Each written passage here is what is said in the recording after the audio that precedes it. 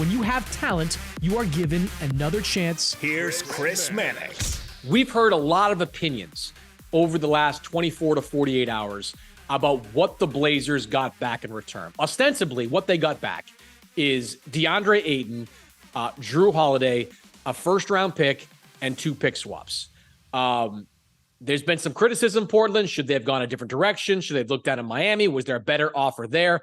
What do you think of the return the Portland Trail Blazers got for Damian Lillard? Well, I think that this is the best deal that they could have made with what was available. And I think that I look at through 2 lenses. Gain Jrue Holiday, it's inevitable that he's going to be flipped in another trade. And so that's more assets. And there's going to be a lot of teams bidding for his services, especially ones that want to make a championship run because of his two-way capabilities. When it comes to DeAndre Ayton, look, there's question marks about him, about his maturity and his past playoff performances in recent seasons, but he's going to have a much more expanded role in Portland, and I think a new environment. And while, in fairness to Frank Vogel, I thought that there was a pathway for him to have more success with Phoenix because it's a new head coach. He doesn't have the clashing history as he did with Monty Williams, and Frank Vogel's defensive credentials are top notch. And he has stated publicly that he would try to empower him with getting him involved offensively, even with the top heavy talent.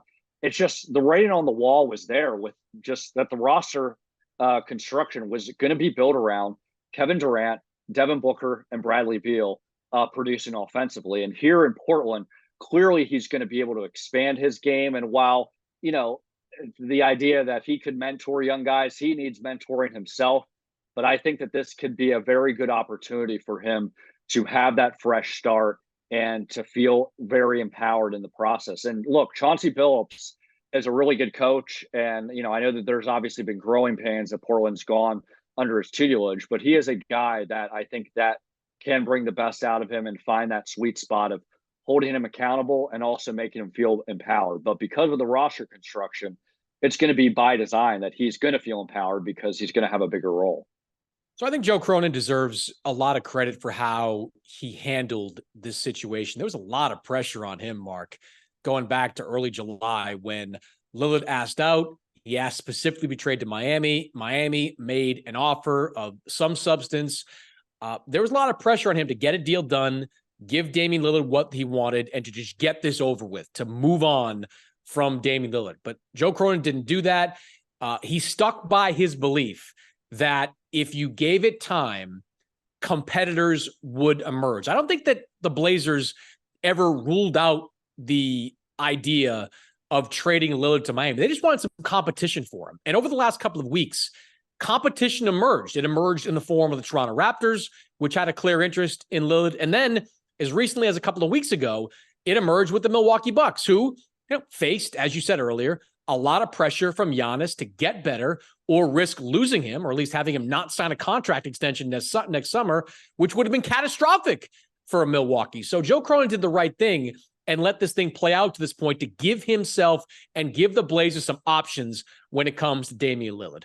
I think a lot of the debate about this return centers around opinions of DeAndre Ayton, right? There are people out there that believe DeAndre Ayton stinks, that believe he's overrated, that believe he's soft, that believe he's a malcontent, and they can point to tangible evidence of that. They can point to his issues over the last couple of years with Monty Williams. At times, his production has been inconsistent. But here's all I would say to that. Last season, DeAndre Ayton averaged 18 points and 10 rebounds as a third option on a winning team. That's pretty impressive. He played alongside, you know, first it was Devin Booker and Chris Paul. Then it was Devin Booker, Chris Paul, and Kevin Durant. He was an afterthought in that Suns offense, and he still put up 18 points and 10 rebounds. He's 25 years old. He's under contract for the next 3 years.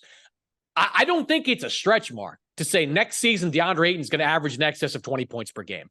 I don't think it's a stretch to say he's going to average between 11 and 13 rebounds per game. I believe his block shot numbers are going to go up as his minutes go up in that Portland offense. I can tell you from talking to people in the Portland organization in the aftermath of this deal, they're thrilled about the idea of adding DeAndre Ayton to the mix. They now have a legitimate, you know, I wouldn't call him an all-star yet, but he's on that all-star-ish level, starting center to go with a team that has a crowded but talented backcourt. You've got Scoot Henderson, you've got Shaedon Sharpe, you've got Anthony Simons, throw Jeremy Grant in that mix. Now you have a backstop to all that. You've got a pivot to pair with those guys. And for the Blazers, that just makes so much more sense than acquiring Tyler Hero. Tyler Hero did nothing for the Blazers. All Tyler Hero did for the Blazers was give them a piece they could potentially trade for future draft assets. DeAndre Ayton is not a piece they're looking to trade. DeAndre Ayton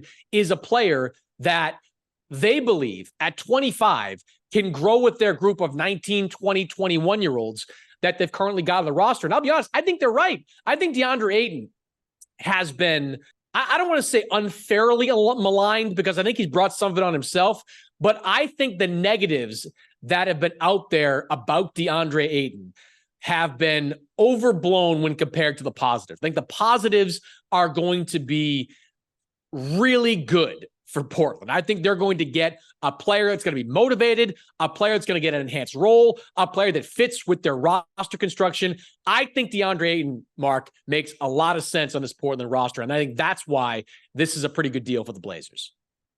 Yeah, I mean, Chris, look, you and I these past few minutes have just been in complete alignment about DeAndre Ayton. I would add two other things that make this a really good deal. Look at just the chemistry that he's going to be able to forge with Scoot Henderson. He's a really good young point guard who's about playing fast, and he's a pass-first guy. And so he's a guy that's going to be about getting DeAndre Ayton more touches. Even though he's a young player, he is a guy that has gotten a lot of rave reviews from people at G League Ignite as well as Portland about his leadership and his work ethic.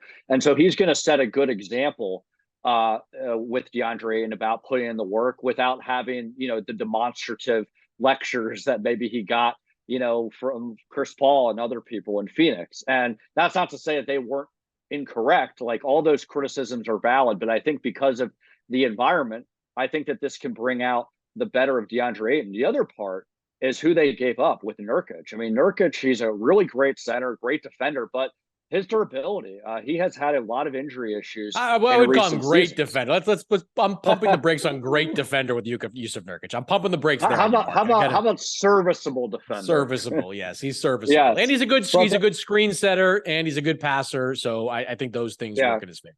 Yeah, great screen setter, passer, team guy. But the bigger part is he's had a very checkered injury history. We never knew when he would be available. And DeAndre Ayton, he's obviously a lot younger and hasn't had those level of concerns about his injuries. He has missed games, but certainly not the level that Nurkic has. So it was a no-brainer across the board. And tying this up with Miami, I mean, not only was this a much better deal because you're getting a DeAndre Ayton, but even if in the theoretical sense that Phoenix would be involved with the Miami Heat deal and all that, they're still getting Tyler Hero, which would be roster redundancy, number one. And number two, Jrue Holiday could get a lot more in a trade package subsequently than they could with Tyler Hero. So all this angst about, that Miami did all that they could, I don't fault them for drawing a line in the sand. At some point, they have to have a complete roster, and they had been losing a lot of key guys with Max Strus and Gabe Vincent.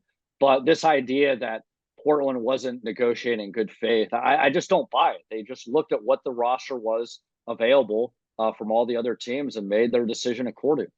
Well, we're back with another week of football, and DraftKings Sportsbook is keeping us in the NFL action with great offers every single game day. New customers can bet $5 and get $200 instantly in bonus bets. Throw $5 down on any of this week's epic matchups to walk away with an instant winner. And DraftKings isn't stopping there. All customers can take advantage of 2 new offers every single game this September. So football is more fun when you're in on the action. So download the app now and sign up with the code Mannix. New customers can bet just $5 to get $200 instantly in bonus bets. Only on DraftKings Sportsbook, an official sports betting partner of the NFL, with code Mannix. The crown is yours.